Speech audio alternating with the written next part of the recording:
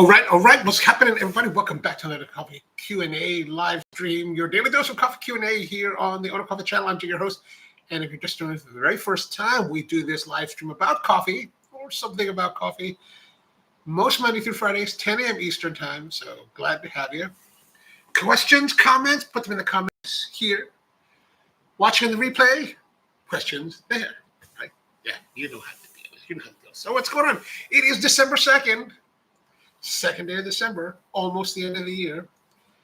Time has gone by fast. Power plant, good morning to you in Norway. And so today we're going to be talking about something called Ensaymada. And Ensaymada is a type of pastry from the Philippines. It's a pastry. It's more of a baked good. It's not really a pastry. Well, maybe it's a pastry. And the history of the Ensaymada is something that, of course, came with more from the American era of the Philippines rather than previous to that, because, you know, it was during the American era that they really started to bring more wheat into the country. And but basically what it is, it's basically kind of a French derivative because it uses kind of a brioche style dough, so something with flour, butter, and a lot of rising to give it nice, soft and airy pliableness, like a pillowy texture. And then what you do is you'll normally make this dough, and you'll let it proof a couple times, let it nice and rise, get it nice and flavorful. A little bit of butter. Actually, in the Philippines, they don't put too much butter because, you know, butter's expensive. And we don't have cows, right? We don't have dairy cows because it's just too hot for dairy cows. Like, they've brought dairy cows to the Philippines. And, you know, the cows survived. But that's really pretty much all they were able to do was survive because it's just so tropical and they just can't do it. So they would make butter, or they would get butter or be imported. And so you just wouldn't use a lot of it because it wasn't that plentiful. And if you had it, it was expensive. And, you know, you're trying to make, you're basically a baker that's making ensaymada for the people. And even if you're making it for the rich people, you can't afford to buy the butter anyway. So there's just that much butter. So a lot of it has lard. Power Plant said, I spent some time watching PBS Hawaii YouTube. Happened to cover malasadas. Those look so good.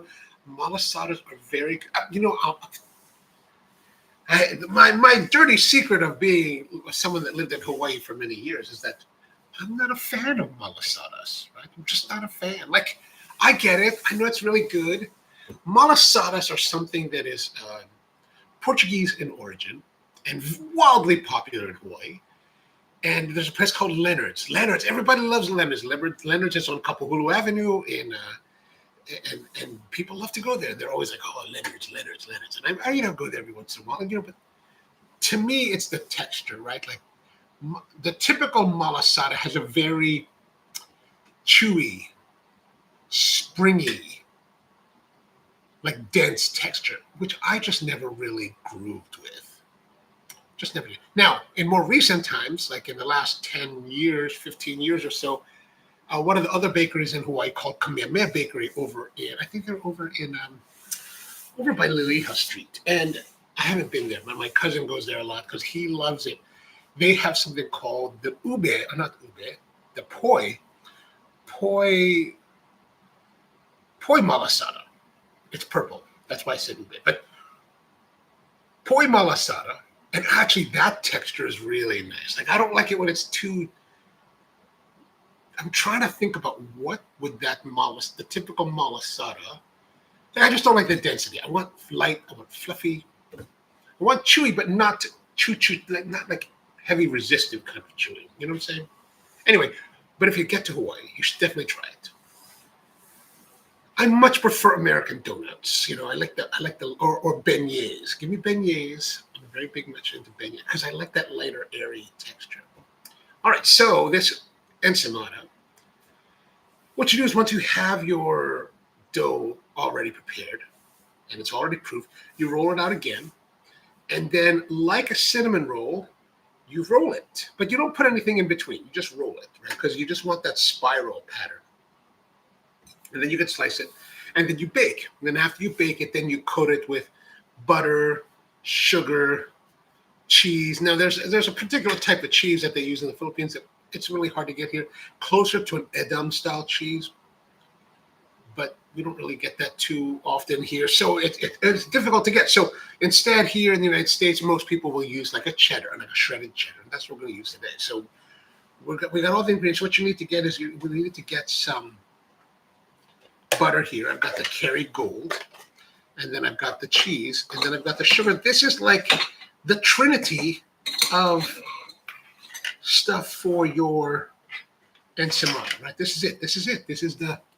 Zoom in a bit more because you want to see it better. Now you can use any butter. I decided to use this Kerrygold, and I did soften it. I was going to whip it, or I was actually going to. If I was using it, I was thinking about using regular like stick butter, and that I was thinking about whipping. But then I just have this, and I was like, well, you know, let's use this. I like the flavor of the richness of the Kerrygold. These European butters, they have some really nice flavors to them, and I like this one. So I thought we'd use that, and then we've got this shredded cheddar cheese, just very simple, thin shredded. You want thin shredded. If you get thick shredded and you give it to Filipinos, they're going to look at you a little bit strange. Like, that's what they're going to do. They're going to be thank you, but.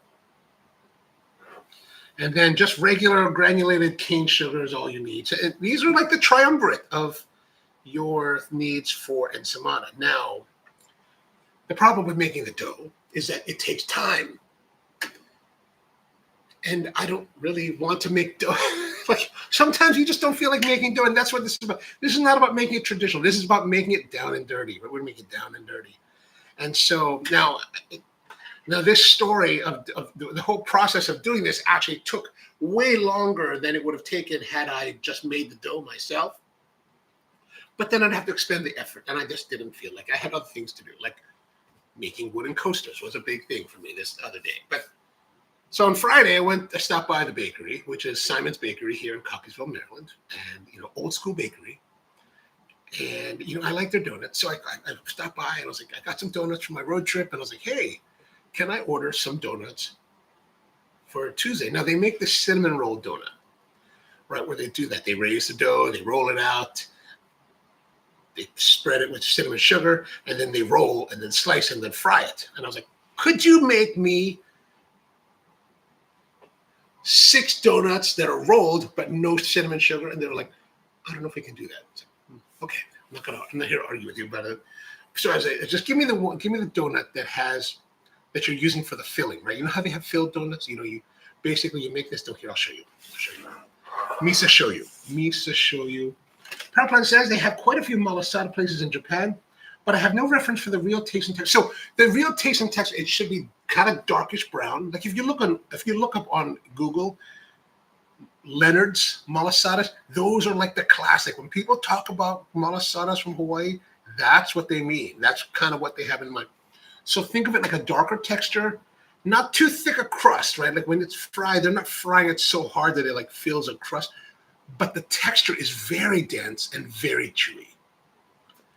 And maybe Keone comes in, he can like tell us more because he'll have a better way to describe it than I do. But that's kind of what it is. It's not terribly sweet, and then and that's another thing.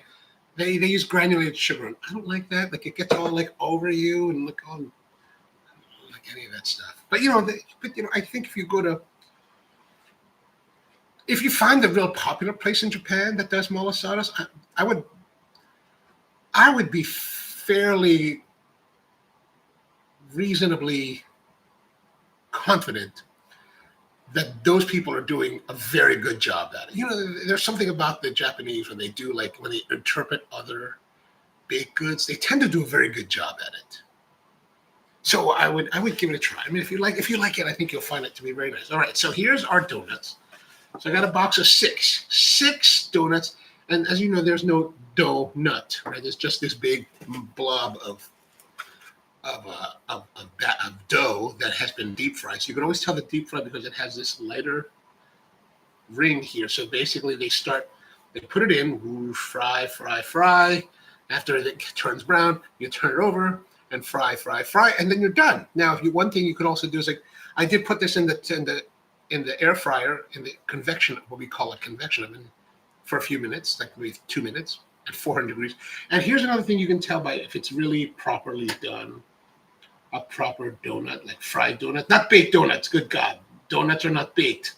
Donuts are fried. when you get oil, residual oil on your fingers, you know that it was properly fried. That's what we want.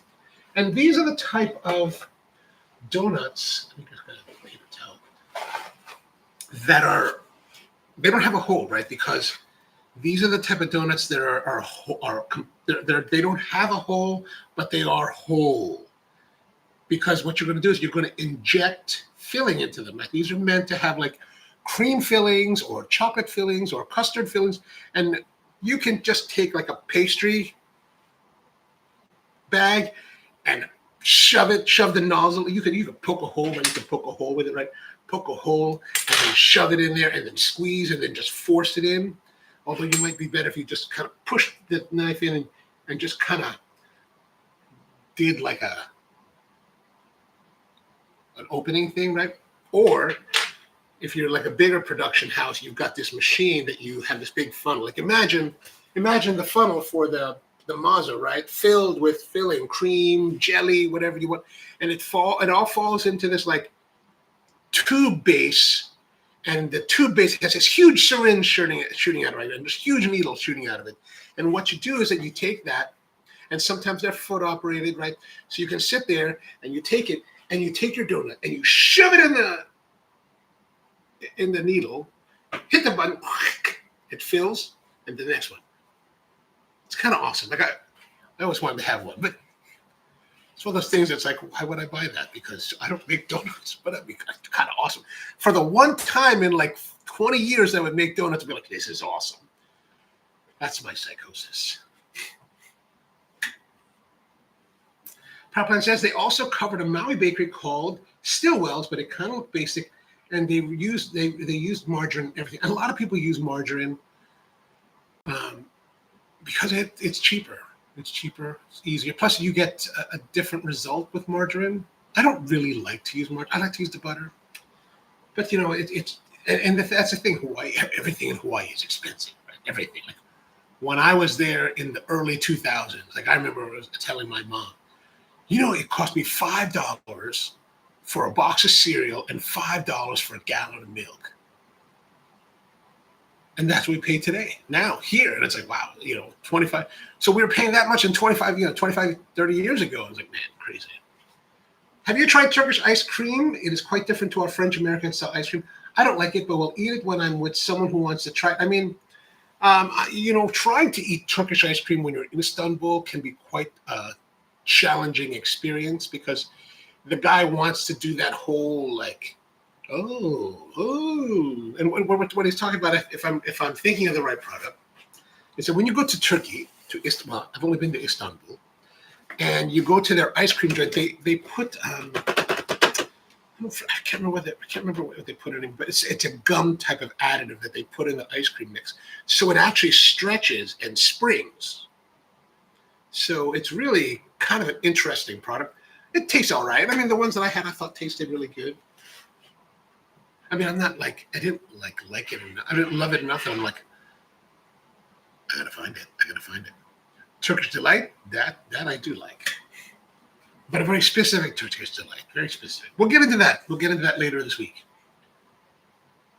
Those are called raised donuts because they were made with dry yeast or baker's yeast. Cake donuts are made with baking soda, yes, but they should always be fried. That's the only thing. Always fried. And I love both. I love the raised. I love the cake, like especially blueberry cake. God, give me blueberry cake all day long. And I love the pâte choux type of donut, what people call French crullers. I love those. They're so airy and light and like sometimes they're very oily. You drink your coffee with them. It's so nice. Generally, no one would never fill a cake donut because they are too dense. Oh yes, yeah, you can't do that. What kind of charlatan would do that? That's a monster. You're a monster for doing that. All right, so let's make our easy to make ensaymada. Very simple. It's really, really easy to make, right? So let us go here. We're going to go here. We're going to get our donut.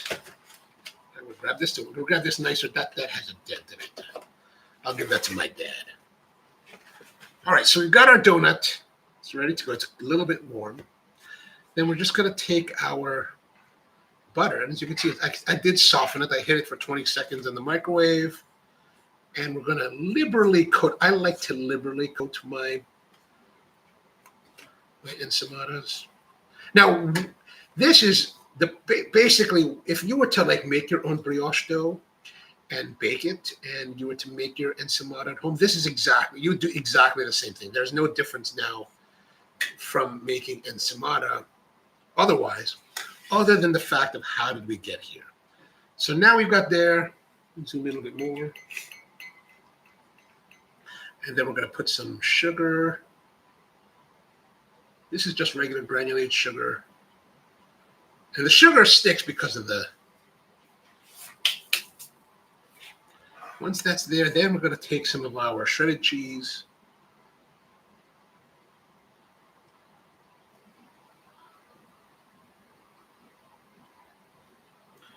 I like to pat it in there and get it to stick. Let it stick, baby. Let it stick. Oh, that looks pretty good, man. Time for a thumbnail picture.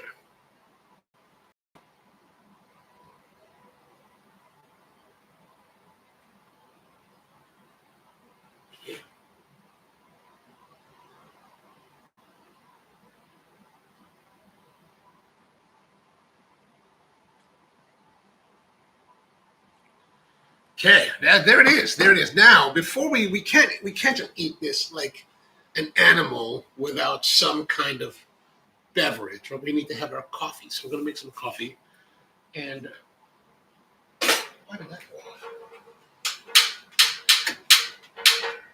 off? Uh-oh. I think I am out of butane. Yep.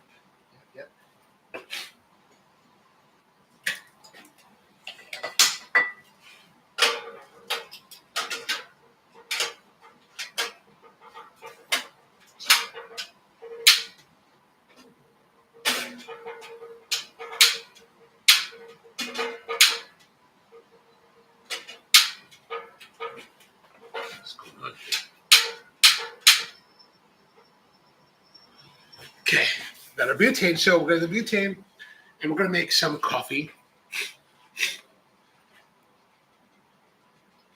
One of my favorite breakfasts is a cup of milk tea and UTL. Oh, yeah, UTL. Love that.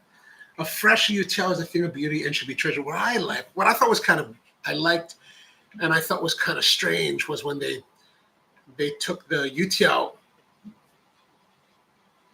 what was it?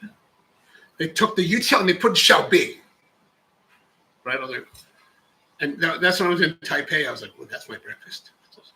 That's weird, but awesome at the same time. And what these are like and now I'm totally confused. I know those are the right term, but now I can't remember at this very moment.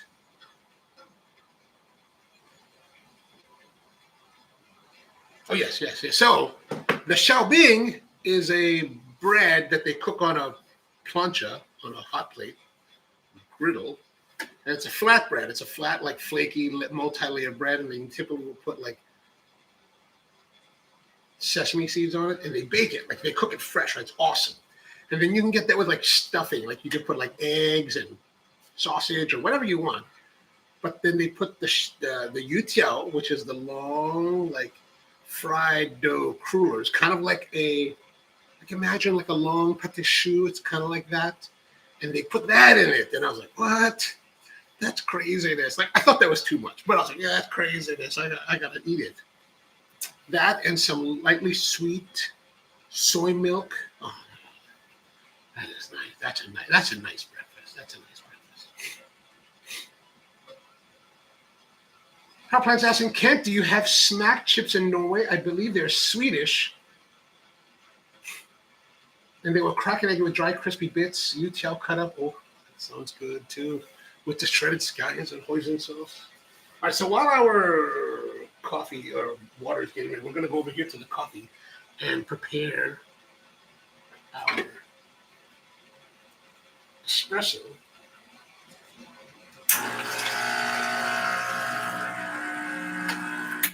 Now, yesterday we made this size cup. And that was great. And then after the show, I was like, oh, I had a little bit more left. I had maybe like less than a third of the cup left. But I need some more. So I made another double shot. I put it in here with the other coffee and water. And it was actually just too heavy. So I was like, you know what? Today we're going to go for a larger serving. So we're going to use the 12-ounce cup. This is one of my old Spro cups from the shop. Every like year, every 6 months, actually, I think we would release a new mug that we would sell at the shop and also do all of our service in it. I don't know how many we sold versus how many walked out the door, but either way, it was fine because as long as people had them in their house. Every cup is in a different bead.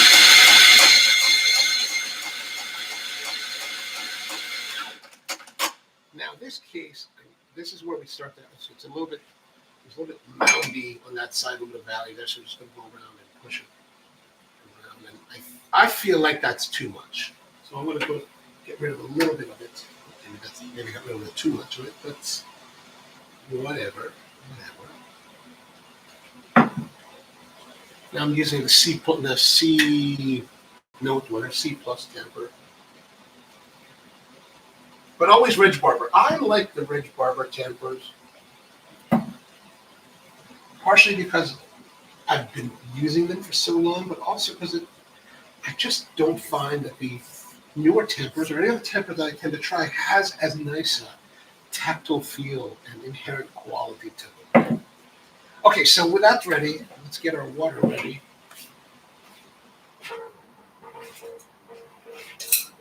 Now, one of the questions that I should be concerned about is, this will definitely not fit, so get rid of the spouts. Will this fit under? It's been a while, so you gotta make sure you check. Because I like to pour the water directly. I like to pour the shot directly on top of the water. I don't want to have anything else. Oh yeah, that's actually plenty.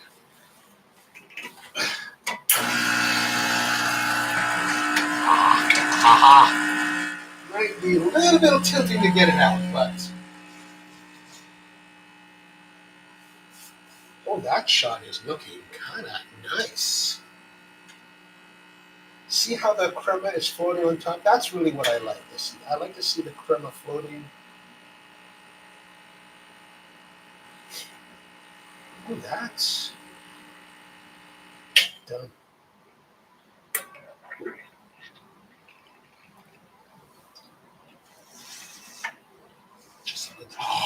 That's kind of what we're looking for. Let's go have a look at this. We've been talking about this for a little while. Andrew, good morning to you. Look at that. See how the crema is nice and thick on top here. It's like if I shake it, look, it's not breaking. It's got good, good like whatever, thickness and good crema and good color. Oh, this is what I'm looking for, right? This is when I pull an Americano for myself or even especially for guests, this is the result that I want to see. Like the crema looks a little mishmashy, but I think it's nice and dark. It's relatively even. There's a little bit of blonde in here, so we probably ran a little bit long right there. That's all right, but man, and then now I'm just talking. And as we're talking, we're sitting here and we've moved it around a little bit. We're not really seeing any breaking. Look, there's no breakage. And there's that kind of look there, a little bit darker, but look, that's not a break. That's actually solid. Huh? Now we're talking. Now this is like when you think about, if you ever wondered like what excites me as a barista, as a coffee person, this. Man, I'm just like, oh, it's like awesome to me. It's like, this is what I've been looking for, right? This is all the shots we've done over the last, recently, a couple weeks, out, month, to whatever the comes, that have been kind of like wonky and but this is really it. And I didn't make any changes. Again, I haven't made any changes to the grind. We're just working our way slowly through this. And it's taken us quite a long period of time, relatively speaking, but had this been in a professional setting, it would have been just within a couple moments, right? the sheer volume of shots that we've been pulling back to back are so much more than what we're doing here. Now we're starting to see a little bit of break, right where that center of the blonde, you can see that little bit of breaking. It's starting to break through right there. Starting a little bit thin. And we're talking here for like a couple minutes now. So Kent says, I'm not familiar with smack chips. They're like conical shaped corn chips that is dipped in milk chocolate. In America, they have a chip called Bugle, but it's not dipped in. I think that a Bugle dipped in milk chocolate would be, I'd be willing to eat it, but I don't know if I would. I don't anticipate thinking it would be great. All right, so here's our pairing. Here's our pairing. I should put this over here for another. I should get another photo. Another photo up here.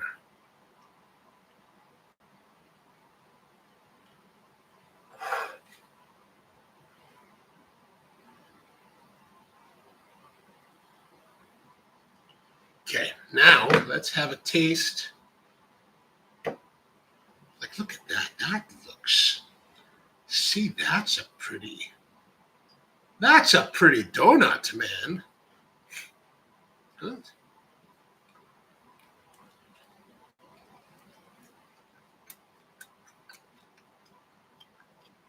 Now,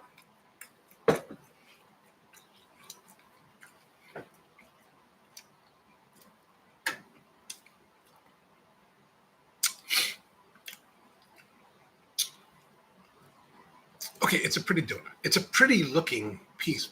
However, I'm disappointed. Like, I think there's a level of disappointment here. And here's why, right? The dough for this donut is relatively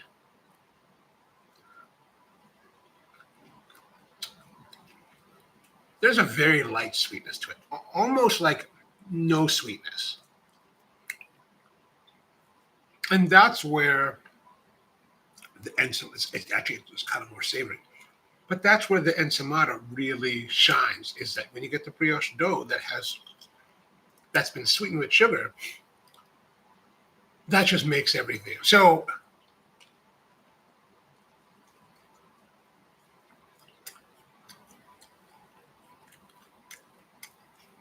now, if I was to remove this, okay, I've removed most of it, and now I just have this little tiny top.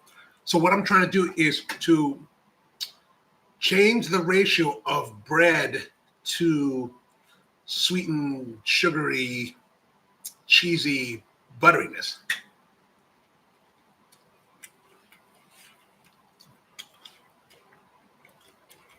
I think it needs more sugar. It's not bad. It's not bad, but it's not what I hoped. My hopes and dreams are not fulfilled with this. Now, let us try another variant, because we have 6 of these, so we might as well try more. Now let's have a taste of the coffee. And I'm going to try something different. Okay, so now here we go. Here we go again. Let me do this. Okay, so we got our donut. Next time, well, I guess next time I do this, what I'm going to do is I'm going to ask them to make me custard-filled donuts, unglazed, and make this again. I bet custard-filled will be killer. Like, I bet that'll be amazing. Like, just awesome. Maybe I'll get half custard and see if they do like a chocolate custard too.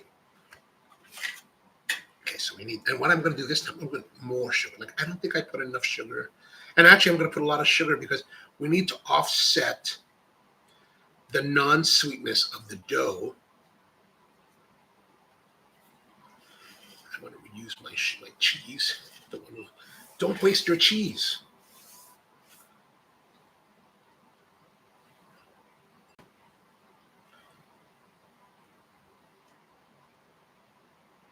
Okay, now there's our glory shot. Let me do another photograph of this. I've been using the portrait mode on my phone, and I'm really liking the picture quality. Now, the thing we're going to use now, we're going to give it a little caramelization. So I've got my Searsol, which is a device that that Arnold, gosh, not Tom Arnold, but Dave Arnold makes. And what this is, it's I don't know if I've used this here on this show before, but this is a MAP gas burner. MAP gas burns hotter than propane. You could this is just a device that you add to your unit, right? So you put this on here, and you could put it on a propane torch, but the MAP gas gets really hot. And what it does, it's got this dispersion screen here that disperses the heat. Now you can use this for near field kind of searing. Like you can sear your steaks with it. You can sear anything with it. It's really a great tool. So you have to buy this separately. I think this is like $65 when they have it available. And then you buy the MAP gas nozzle, and then you buy the MAP gas or the propane. Or if you have it at home, it's fine. So what we're going to turn it on. And then there's a trigger. Now it does get a little bit crazy. Like you can see how it's getting hot. Like it scares me a little bit to use this because I'm not in a commercial or kitchen environment. But as you see, it got really hot. Now we're going to take this and we're going to, let's do it this way too. Let me take this off. Oh.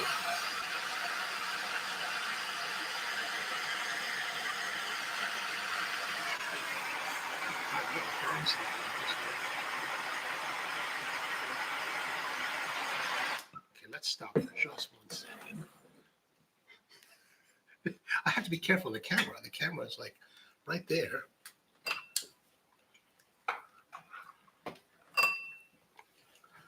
Whoa. I'm trying to get a nice shot for you that will be compelling. How does that look? Oh, something is burning. I don't know what it is, but something is definitely starting to burn. All right, let me set things up here. Let me just put this here.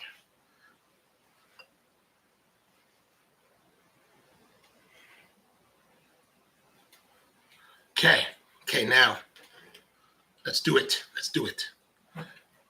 Try again. All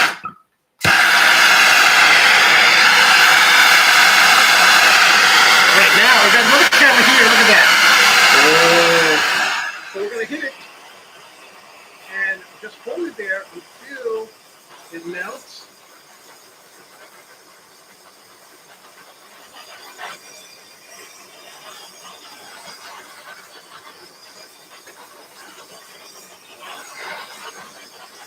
Okay, that's good. How about that? Ooh, a little bit like charred. That's all right. And now here's something. If you use this, be careful with it, right? Look at it. It's still god awful hot. Like if you touch yourself with this, you're going to be very unhappy. So make sure, and don't put it down next to like wool paper. Put it down somewhere like I'm going to put on the floor where there's just nothing to combust. They also have a base. Buy the base. Like don't be like me and not have a base because it just tends, because it is kind of top heavy. All right. So how does that look? Let's go look at it. Ooh,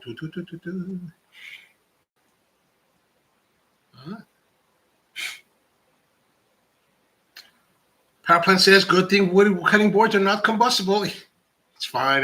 They're coated. All right, let's put this back here. All right, so, how does that? Actually, that just doesn't look very good either. At least I don't think it looks good. Okay, I need to have a glamour shot.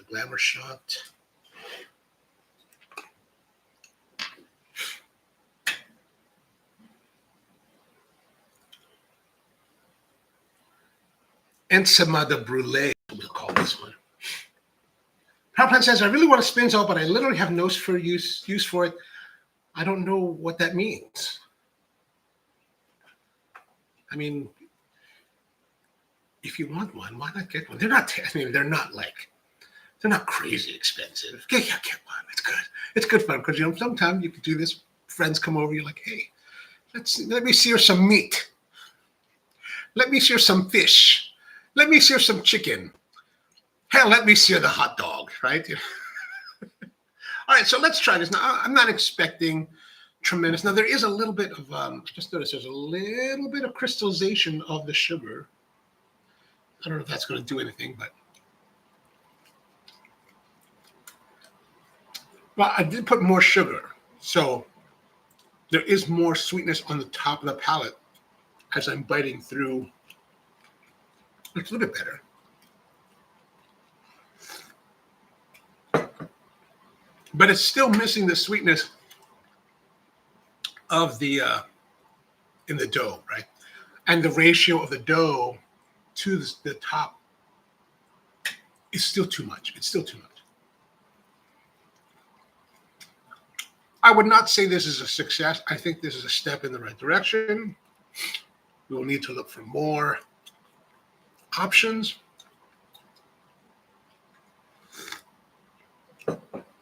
Like, I think it might be nice if I put sugar there. Oh.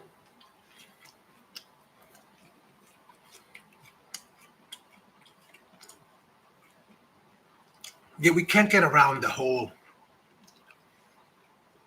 Like, this is all I want to do. I just want to take it off me. Like, okay, that's.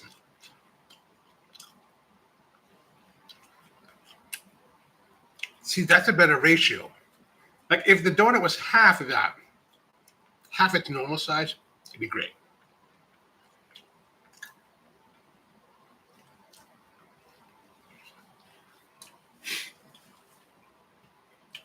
Powerplan's asking, have you ever been to Kapabashi? We talk about a place called Kapabashi Dori in Tokyo. You can get many different kitchen goods there. The street is adjacent to Asakusa. Yes, I have been there quite a lot. Actually, so for those of you who've never been or have yet to go to Tokyo and are planning, you've probably seen videos or pictures of people taking pictures in front of the, what's the name of the gate? I want to say Toranomon, but that's not correct. Anyway, big red gate with a big like gong in it, big bell in it. And then it's like the famous temple with the long aisle of like shops. You walk down the street several blocks and down a bit. There's a place called Kapabashi Dori.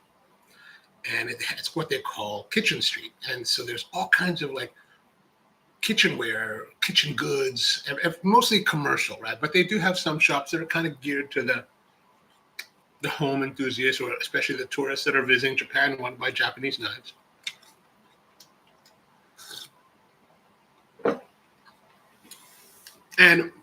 But in the middle of it all, there's a place called Union Coffee. And it's not a coffee shop. It's actually a coffee supply center. So it's like huge. It's like 3 floors. It's jam-packed. Like if you like the Japanese like coffee tools, these guys have pretty much everything you could ever want. Like it's really impressive. Like I remember the first time I was there, I was like, whoa, this is awesome. Right. So go check that out. And actually the last time I was there, I made a critical error, right? I was buying a boning knife, a Japanese style boning knife, the one that has the really sharp angle, Denko, no, I can't remember. And I was at Union. So Union has the coffee shop, and then Union has Union Knife, and they sell all these knives there. And I was at Union Knife, and I was like, I want to get me one of those like boning knives, because I typically use Western style boning knives, the long cylinder. And I was like, let me try this Japanese style. And I was looking at another store, and they had this really awesome one. It was like $200 or something like that, but light and like thin bladed. Like I was like, this is the one. This is awesome. But I was like, you know what? I've never used one. Like maybe I shouldn't go crazy with it. I should like conserve my money. And so I went to Union, and they had a cheap one, like for $80 or something like that, $60, something like that. So I bought that because I was like, I'm gonna save some money. But you know what? I never use it. Like I never use it. And why do I never use it? Because it's just not as nice. It's perfectly a fine knife. Right? Don't get me wrong. But it's a little bit heavier. The kerf is thicker. Everything about it is just not as awesome. And every time that I've done things like that, like not buy what I think was awesome and that I should buy and that I want to buy it, I'm usually disappointed.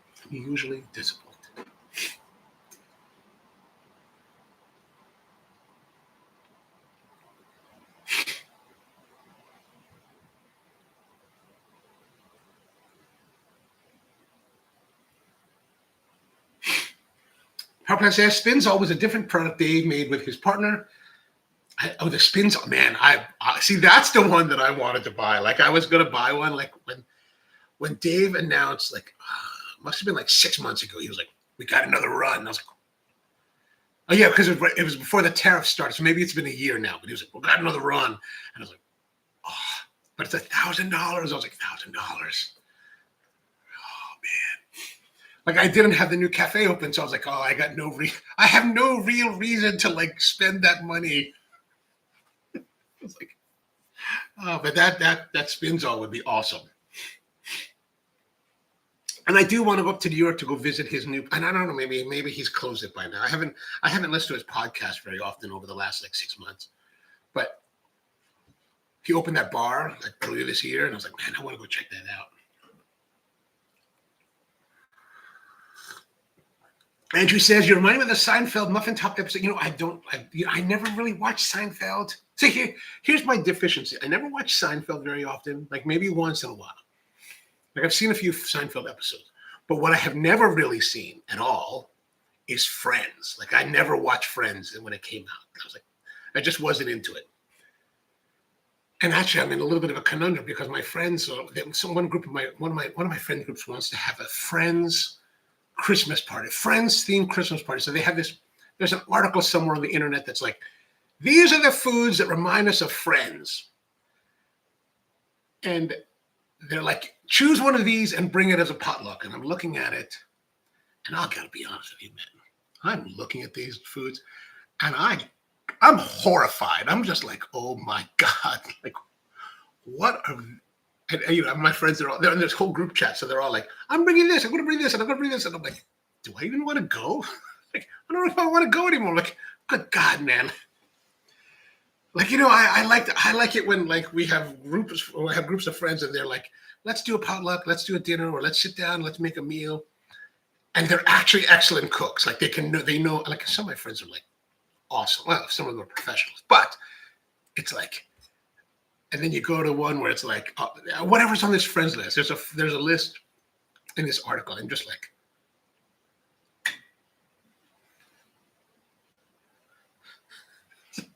do I even want to? I don't even want to go. I'm like, I don't even want to go anymore. What kind of excuse can I have? Can I get a trip planned to go somewhere in the world that I have to be away? I'm like, I'm sorry, guys, got to be away. Kababashi is the worst place to buy knives. If the shop asks to engrave your name. Yeah, I usually, well, you know, where I bought knives before was not probably a better place than Kababashi. But I can't, you know, I can't like, I mean, a lot of the culinary professionals buy their wares on Kababashi, so it's not terrible. I have bought knives from Aritsugu. Mostly they're only at their Tsukiji location, which, you know, tourist central there. But actually, I've got this Yanagi Aritsugu that I've had for like since 2007, since one of my earlier trips. And man, that is a beautiful knife, single bevel, just love it. I just wish I actually made like sushi or cut more fish so I could actually use it more. I'm going to use this, and we're going to take. I've got a appointment with my PCP tomorrow, and she's going to be like, what is going on with you? Did you gain weight? I said, I don't think so. Maybe I did. She's like, I've been watching your live streams, and all you do is eat the worst food. No, she doesn't watch it. In case she does, she's an awesome PCP, like the best I've ever had. The trifle, exactly. Actually, one of my friends, like the trifle, was like,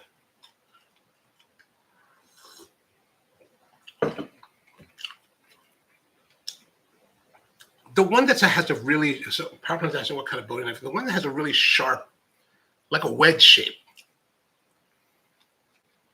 One of my friends told me that's like the traditional boning knife. So I was like, all right, I'll give it a try. I haven't used it. I haven't taken. I was there in 2003, June. I haven't taken it. I haven't used it. I used it once. It sits in the box. This is not much better. We need to work more on this. This is not. These are not the results I hope for. Deba, that's it, exactly, the Deba.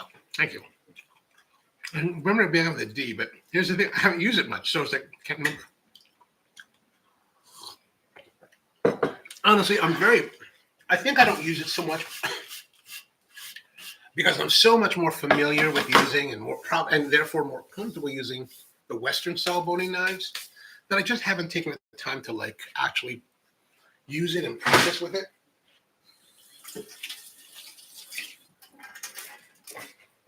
I think that's really the thing. I just really need to go and use it, right? And that's true of anything, like even like in the woodworking thing, right? So I've been exploring like Japanese woodworking tools, like their kana, which is the pull type of plane. And I had two like Japanese style chisels, and they're really interesting tools, but it's just really a matter of just using them instead of just like looking at them. Actually, I have my cousins in Osaka right now. I was like, sending her a message like, hey, can you go to this tool shop and pick me up a hammer? She's like, a hammer? What size of a hammer? What kind of hammer do you want? I was like, here, go to this place. What's it called? Masako Kinisho or something like that. And it's called the type of hammer is called a geno. Geno is a particular style of hammer that they use. And I was like, geno in like 375 grams. I was like, get that. I just told her, just go there, tell the master that you need a geno, 375, no more than 10,000 yen, and let him choose. Show him pictures of the work that I do, and then just let him decide what you want, what I should have, and I'll take that. Because she was like, well, what does it look like? What is this? What is that? I don't know. I have no idea. Don't just ask the master. The master will know. I am not well versed enough to direct you in that respect. Usuba is the rectangular one for veggies. I've been thinking about buying one of those. Again, it's like anything. You're just like, oh, I just want to have them. But really, what do I use the most? I use a Santoku. A lot of times I use this Santoku from Global Knives. Stainless steel, super hard. So it's like a pain in the butt to like sharpen. But it holds the edge longer, which is why people like it. And it's also really like light and like easy to use. But if I really want to get jiggy with it, I've got a really nice hand-hammered Damascus Santoku, as well as a little slicing knife, but that long rosewood handles, maybe Padok handles. Just beautifully done. I love those two knives. I use those. I've used those here on the live stream. When I want to show off, that's what I use. And then I have a whole knife roll filled with like different styles of Henkels and Wusthofs. And, depending, it's always depending. But then I also like in the kitchens, man, a lot of times it's just the white handled commercial steel nut, nothing spectacular. And especially when it comes to serrated bread knives. I never buy nice serrated knives. It's like, why would I do that? Why would I do? Because if you wanted to like sharpen the serration, it takes a lot of work. Plus, those Dexter Russells, you get it for like $10-15. So when they wear out, buy another one. So I like the ones that have the offset handle, so it's kind of angled, just more comfortable for cutting for me, rather than the straight. Actually, I do have. When I was young, like in college, I bought like a Henkel's I do have one Henkel's, and I never use it because I'm like, well, I just never use it. It's terrible. Papan says people who can do that spiral cut daikon with the usuba are legit. No doubt, man, no doubt. And they're able to maintain that same thickness throughout the entire roll or unrolling. Man, it's amazing. Like I will sometimes make tarte tatin. Maybe we'll do that for as we get closer to Christmas. But I used to make tarte tatin, and I love the idea of making like a rosette. So you take the apple and you slice one continuous roll all the way down to the core, like they do with the daikon, and then you cinnamon sugar it, and then you shove it in a form with a crust bottom, and then you bake it in a form, and then you take it out and just it's like brilliant. Like it's brilliant. But I could never cut it that way. Like so, I always wanted to buy those rollers. Like the Japanese make these rollers. So you shove the apple on this blade, and it rolls, and it shaves an entire ribbon off it. And then a couple years, well, not a couple years, maybe 10, 12 years ago, KitchenAid came out with an attachment for their mixer. And I was like, oh. And then I got one like on sale at like, I think they were clearing them out one day at Williams-Sonoma. So I got one at a discount. I was like, oh God. Then it was like off to the races. We were like making like rosette, like tarte tatins all the time for like maybe like 2 years. It was like tatin. You're like, okay, enough. In Osaka, good morning to you, Mom. How are you, man? Good to see you. In Osaka, they are famous for knife making in the old cities of Sakai. Ooh. I could have asked my cousin to get me out, but I think knives are something that I want to test out. Like I want to have that feel. Like the feel is so important to me. It's like that's why I can't farm that out. When I first landed in Japan, I traveled to 3 big knife making cities. So spent all my money. Nice. Did you go to the ones up there? So I know that at least in woodworking, Niigata is very popular for a lot of the chisels and planes and all the iron stuff. I'm presuming that Niigata is also very popular for knives as well. Is that correct? Because the one that I have is the Aritsugu is actually their origins out of Kyoto. So I don't know too much about like origins of Japanese knives. PowerPlan says there are nice bread knives that make the cutting experience nicer, but I would not spend more than 150 on a bread knife. Tsubame, Niigata, Seki, Gifu, and Sakai, and Sakai. Oh, okay. That's the areas. The espresso is good. The Americano, soft. A little bit soft, but very enjoyable.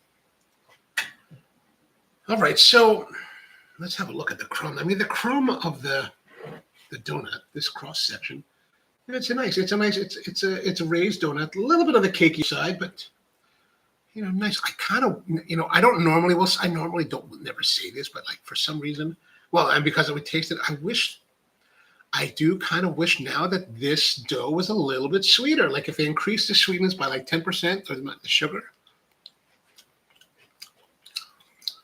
it would be better.